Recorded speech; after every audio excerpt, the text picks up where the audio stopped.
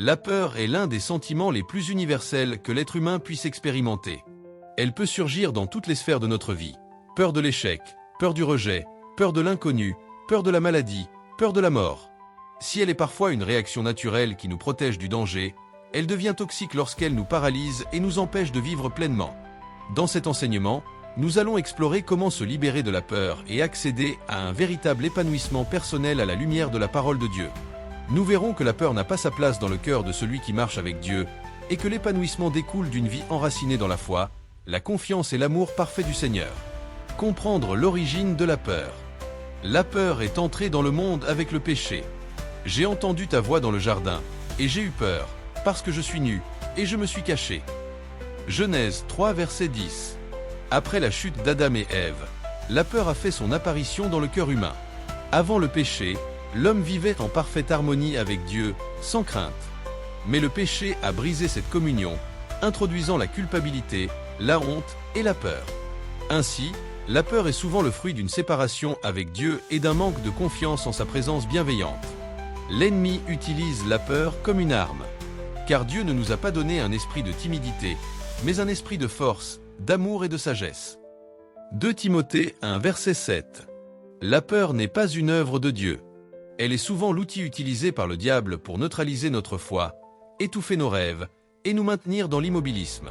Dieu, au contraire, veut nous remplir de force, d'amour et de discernement. Vaincre la peur par la foi. La foi est l'antidote de la peur. Ne crains rien, car je suis avec toi. Ne promène pas des regards inquiets, car je suis ton Dieu. Ésaïe 41, verset 10. Lorsque nous plaçons notre confiance en Dieu, la peur perd son pouvoir sur nous. La foi en la présence constante de Dieu, en sa puissance et en sa fidélité, nous donne le courage d'avancer malgré les circonstances adverses. Apprendre à faire confiance au plan de Dieu. Nous savons du reste que toute chose concourt au bien de ceux qui aiment Dieu. Romains 8, verset 28. Même ce que nous ne comprenons pas sur le moment peut faire partie du plan parfait de Dieu pour notre croissance. La peur provient souvent de l'incertitude, mais la foi nous enseigne que Dieu est aux commandes et qu'il travaille toutes choses pour notre bien. L'amour parfait bannit la peur. L'amour de Dieu nous libère de la peur. Il n'y a pas de peur dans l'amour, mais l'amour parfait bannit la peur. 1 Jean 4, verset 18. Lorsque nous faisons l'expérience de l'amour inconditionnel de Dieu, la peur n'a plus de place. Son amour nous rassure, nous réconforte et nous sécurise. Il devient notre refuge et notre force dans les moments de doute. Aimer les autres libère également. La peur est souvent centrée sur nous-mêmes, notre image, notre avenir, notre sécurité. En aimant les autres, nous sortons de cette spirale égoïste et découvrons une plus grande liberté intérieure. Se libérer de la peur pour s'épanouir pleinement. L'épanouissement commence par la connaissance de soi et de Dieu. Je te loue de ce que je suis une créature si merveilleuse. Psaume 139, verset 14. Pour s'épanouir, il est essentiel de reconnaître sa propre valeur en tant qu'enfant de Dieu. En découvrant notre identité en Christ, nous sortons des chaînes de l'insécurité, de la comparaison et du rejet. Cultiver les dons et le potentiel que Dieu a placés en nous. À chacun la manifestation de l'Esprit est donnée pour l'utilité commune. 1 Corinthiens 12, verset 7. Dieu a placé en chacun de nous des talents, des dons et une mission. La peur nous pousse à enterrer nos dons, mais la foi nous pousse à les développer pour bénir les autres et glorifier Dieu. Vivre dans la liberté de l'Esprit. Là où est l'Esprit du Seigneur, là est la liberté. 2 Corinthiens 3, verset 17. L'épanouissement personnel se manifeste dans la liberté intérieure. Lorsque nous marchons selon l'Esprit, nous vivons une vie pleine de paix, de joie et de créativité. Nous ne sommes plus prisonniers de l'approbation des hommes ni des circonstances extérieures. Se libérer de la peur est un processus spirituel qui commence par une relation intime avec Dieu. En découvrant son amour parfait, en cultivant la foi et en développant nos dons, nous entrons dans une vie d'épanouissement véritable. La peur ne doit plus être un frein, mais un signal qui nous pousse à nous rapprocher du cœur du Père. Dieu désire nous voir libres, épanouis et remplis de paix. Choisissons aujourd'hui de briser les chaînes de la peur et de marcher dans la liberté glorieuse des enfants de Dieu. Pour enrichir davantage cet enseignement et approfondir notre cheminement vers la liberté et l'épanouissement, plusieurs volets complémentaires seront développés. Des témoignages inspirants de personnes ayant surmonté leur peur grâce à la foi en Dieu, illustrant que la transformation est possible pour chacun. Par exemple, une femme autrefois paralysée par la peur de parler en public témoigne comment, à travers la méditation du verset « Je puis tout par celui qui me fortifie » Philippiens 4 verset 13, elle a trouvé le courage de partager l'évangile avec assurance.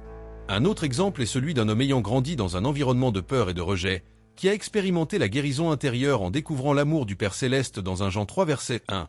Voyez quel amour le Père nous a témoigné, pour que nous soyons appelés enfants de Dieu. Ces récits montrent que la peur peut être vaincue lorsque l'on s'abandonne à la puissance et à la vérité de la parole de Dieu. Des exercices spirituels concrets tels que des prières ciblées, des temps de méditation sur des versets bibliques, des confessions de foi quotidiennes et des temps de silence devant Dieu permettent de libérer l'esprit des angoisses et de fortifier l'âme dans la vérité. Par exemple, une prière quotidienne basée sur le psaume 23 peut aider à restaurer la paix intérieure. « L'Éternel est mon berger, je ne manquerai de rien ». La proclamation quotidienne de promesses bibliques renforce la foi et brise les chaînes de la peur. Voici quelques proclamations puissantes à intégrer dans sa vie. « Je ne crains rien, car Dieu est avec moi ». Ésaïe 41, verset 10. « Je puis tout par celui qui me fortifie ». Philippiens 4, verset 13. « Je suis plus que vainqueur par celui qui m'a aimé ». Romains 8, verset 37. « L'Éternel combattra pour moi, et je garderai le silence ». Exode 14, verset 14. « Le Seigneur est mon refuge et ma forteresse, en lui je me confie ». Psaume 91, verset 2. « Je n'ai pas reçu un esprit de peur, mais un esprit de force, d'amour et de sagesse ». 2 Timothée 1, verset 7. « Je suis en paix, car Dieu garde mon cœur et mes pensées en Jésus-Christ ». Philippiens 4, verset 7. Ces déclarations, proclamées chaque jour avec foi, sont des armes spirituelles puissantes pour combattre la peur et installer une paix durable dans le cœur du croyant. Elles permettent de renouveler l'esprit et d'aligner les pensées sur la vérité de Dieu, produisant ainsi courage, assurance et liberté intérieure. Des méditations bibliques guidées autour de passages clés, pour nourrir la foi, restaurer la paix intérieure et renouveler sa confiance en Dieu. Voici quelques passages clés puissants à méditer. Psaume 27 verset 1. « L'Éternel est ma lumière et mon salut, de qui aurais-je peur ?» Psaume 91 verset 1 à 2. « Celui qui demeure sous l'abri du Très-Haut repose à l'ombre du Tout-Puissant. Je dis à l'Éternel, mon refuge et ma forteresse, mon Dieu en qui je me confie. » Ésaïe 4 verset 10. « Ne crains rien, car je suis avec toi. Ne promène pas des regards inquiets, car je suis ton Dieu. » Philippiens 4 versets 6 à 7. « Ne vous inquiétez de rien, mais, en toute chose, faites connaître vos besoins à Dieu par des prières et des supplications, avec des actions de grâce. » 2 Timothée 1 verset 7. « Car Dieu ne nous a pas donné un esprit de timidité, mais un esprit de force, d'amour et de sagesse. » Jean 14 verset 27. « Je vous laisse la paix, je vous donne ma paix. Je ne vous donne pas comme le monde donne. Que votre cœur ne se trouble point, et ne s'alarme point. » Josué 1 verset 9. « Ne t'ai-je pas donné cet ordre? Fortifie-toi et prends courage. Ne t'effraie point et ne t'épouvante point, car l'Éternel, ton Dieu, est avec toi dans tout ce que tu entreprendras. » Ces versets peuvent être lus, médités, récités à haute voix, ou utilisés comme point de prière et de réflexion pour chaque jour, afin de permettre à la parole de Dieu de s'enraciner profondément dans le cœur et d'en chasser la peur. Des applications pratiques pour identifier ces peurs personnelles, les confronter à la lumière de la parole et poser des actions concrètes vers la liberté. Il peut s'agir d'un journal spirituel où l'on note ses craintes quotidiennes et les versets bibliques qui y répondent, d'un moment hebdomadaire de prière spécifique pour les domaines de peur persistantes, ou encore de défis personnels à relever avec foi, comme oser témoigner, entreprendre un projet longtemps retenu par la peur, ou restaurer une relation brisée.